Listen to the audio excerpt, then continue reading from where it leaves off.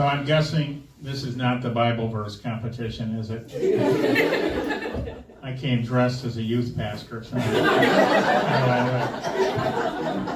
So actually, I came in from Lansing. I had all my stuff, in luggage and whatnot. And I got here and I pulled out all of this stuff out of a suitcase, and it was wrinkled up. It looked just horrible. And so I ran up to the store and I got some wrinkle-free spray, and I sprayed it on, and I think it looks pretty good. You guys agree? Yeah! Really enthusiastic. They hire me to come up here just to lower expectations. You guys are doing a shitty job. So I sprayed it on. So that got me thinking. I'm 68 years old, and I have, as time has gone on, I have developed a neck that looks like a 90-year-old vagina. And I took some of that spray-on stuff, sprayed it on. Look at this shit. I know, it's a miracle. It's a miracle. So, so 3 years ago, I was diagnosed with cancer. I'm alive. It's good. It's all good.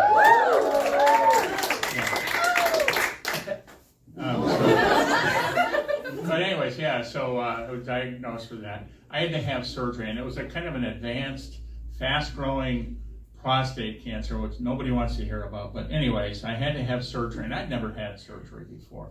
So I didn't know what to expect. Well, I found out that they, when they do surgery, they tell you all kinds of stuff, and you have to sign a bunch of stuff. And there's stuff that they always forget to tell you. And it's the stuff they forget to tell you that's the worst. So I woke up after surgery, and I found out, guys, this is a no-shitter. They told me that men that have this surgery lose up to 15% off the length of their penis. Yeah. And it really pissed me off. I mean, they didn't tell me, I might have, I might have done something else, like died. But at any rate, so they tell me this, and it's after the fact. Well, I had a friend of mine come up to visit me, and Damien is his name. He's a black dude. He's a great guy, and he listened to me bitch for a few minutes, and then he said, "Hey, Carl, what's the problem?" And clearly he didn't get it. He said, "What's the problem? It's 15%." The first thing I said was, "Well, I'm white,"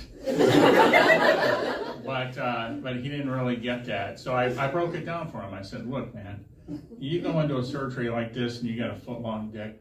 15% is no problem, okay? 8-inch dick, yeah. I wouldn't know, but I'd say probably no problem. Okay? You go into this surgery with a 4-inch dick, and I'm not saying I did, but and you guys look like maybe you've been out of school for a while. Let me just break down the arithmetic. 15% of 4 inches is a lot of penis. And so, anyways, they told me I was going home, and so, they dressed me up in a bed sheet, and they told me go home and relax, and I had this catheter in me, I had a hose attached to me, hooked to a bag hanging on my leg. It was the whole thing.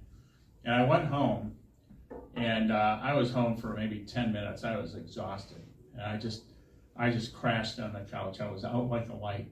And my wife decides that maybe she's going to catch up on some housework. So she gets out the Roomba and she starts that thing up. And I'm just laying there just dead. And I should be more careful with my words. Alive, but comatose. And, so she starts up the Roomba, and the Roomba takes off, and it comes around, and it comes by the couch, and it snags on my catheter. Oh. Yeah, it's not ideal, but good things came of that. Interesting things came of that. For one thing, I became the first person on the planet ever to be dragged backwards off a couch by a Roomba dick first. So I had that going for me. But as that was happening,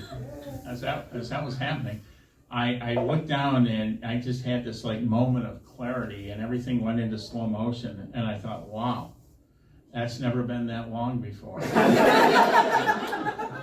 You know what? I gained 20%